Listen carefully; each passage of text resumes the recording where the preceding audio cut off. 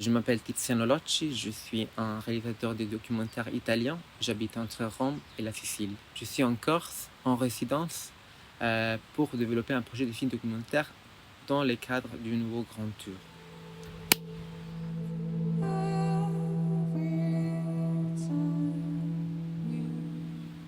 Je suis en train de développer un projet qui va être tourné en Sicile, justement.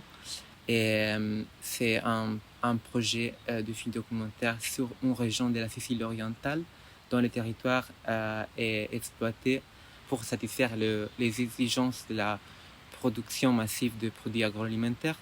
Et notamment, ce qui m'intéresse dans ce territoire, c'est de travailler avec les gens, les ouvriers agricoles, des femmes, des hommes, des enfants qui vivent et travaillent là-bas. Je m'intéresse à la condition des adolescents qui vivent un seuil entre la marginalisation et en même temps le désir de vivre une vie normale, entre guillemets, une adolescente normale.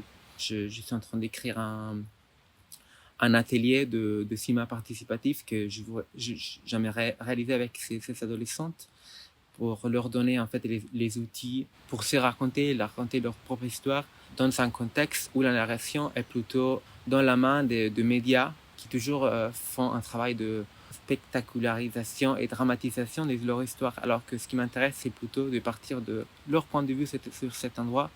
En même temps que moi, il y a un groupe de résidence à Castellar de auteurs et autrices de cinéma de fiction et de cinéma d'animation.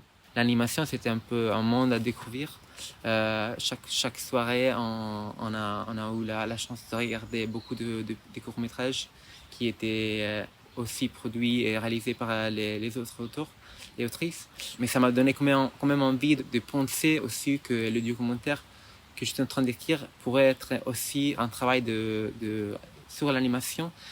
Et je pense que le documentaire, comme il est très très lié à une réalité concrète, il y a des endroits auxquels tu ne peux pas accéder, il y a des endroits intérieurs auxquels tu ne peux pas accéder, mais aussi il y a des temps que tu ne peux plus récupérer parce qu'il s'agit de raconter des choses qui se sont déjà passées.